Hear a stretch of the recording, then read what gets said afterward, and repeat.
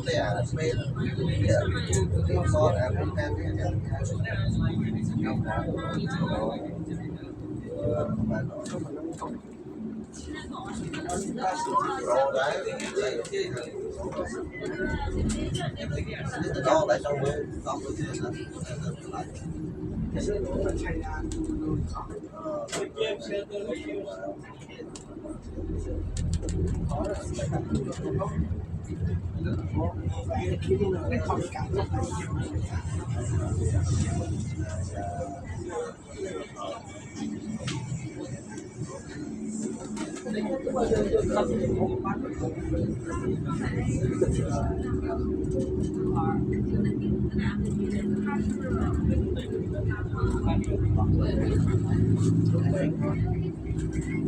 cái gì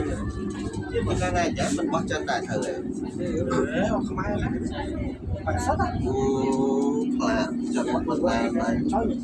cái này cha ra cái gọi là luôn ngủ bắt